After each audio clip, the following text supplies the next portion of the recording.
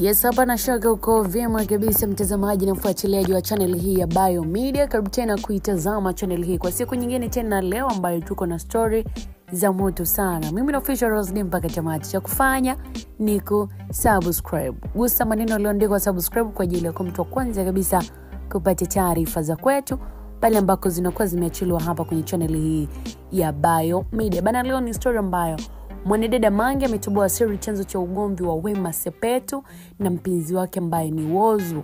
Amemvaa gigimani, anamwambia mnafundishana umalaya.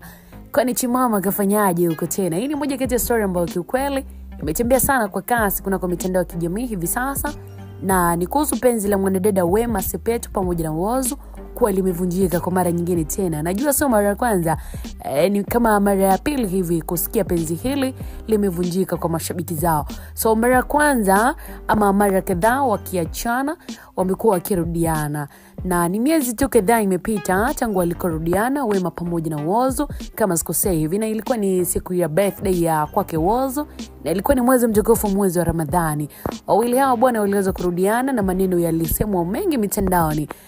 Wengine wakisema kwamba Wema ameahidiwa kwamba atapewa mimba na Whozu, na ndio maana anamganda. Mara kadhaa wamekuwa wakiachana na wanarudiana kwa sababu hiyo.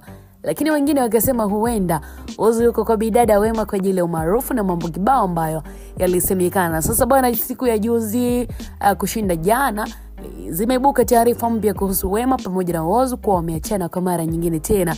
Sasa hii ni kutokana na posti ambayo bidada Wema alichapisha kupitia ukurasa wake wa Instagram kwa kuandika kuwa nimeutua mzigo, akiambatanisha na picha ya Whozu kuonyesha kuwa amemwacha Whozu. Sasa imeonekana kama dharau kwa mashabiki baadhi, kwa maana ya kwamba amemuita mzigo. Na baada ya hiyo posti maneno yalikuwa mengi sana kwa mitandao ya kijamii.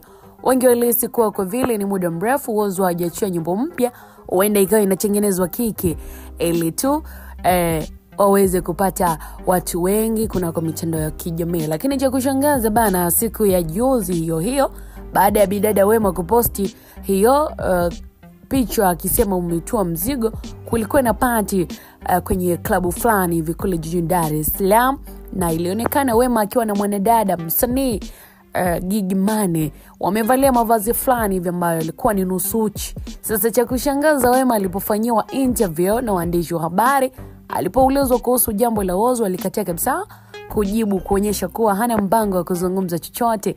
So mpaka Gigimani aliongea na kusema kuwa hawana mpango naye, kwa maana hawamtaki tena Whozu, na waliondoka zao na kuingia kwenye hiyo klabu. Baada ya tukio hilo kiukweli mashabiki iliwajia taswira mpya kwa sio kiki tena Wema na Whozu. Ni kweli penzi limevunjika kwa mara nyingine tena. Sasa swali ambalo linawapata mashabiki ambalo wanabaki wakijiuliza ni kwamba nini ambacho Wema na Whozu wamefanyana, kwa maana kwamba nini sababu ambayo imesababisha wao kuweza kuachana, maana hawakusikia ugomvi au chochote mitandaoni. Na sio kawaida, maana kila msanii lazima anakuwa anaweka mambo yake kwenye mitandao ya kijamii, iwe ni ugomvi iwe ni chochote. Sasa mbona kama kwa Wema na Whozu imekuwa ni ghafla sana?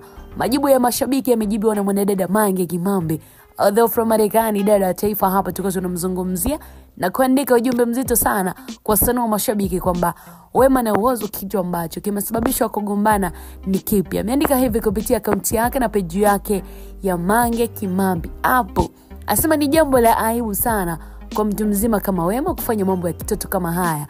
Yanaonekana mitandaoni kuvaa nguo za nusu uchi, lakini pia nilishawahi kumshauri mara kadhaa kuwa hawa watoto wadogo bwana wanamzalilisha tu, lakini sio muelewa. Whozu sio mwanaume wa kuwa na Wema, maana hata mama yake mzazi na bidada Wema alishamkataa Whozu muda tu. So kiufupi Wema analazimisha tu mahusiano kwa Whozu, lakini Whozu yuko kimaslahi tu kwa Wema.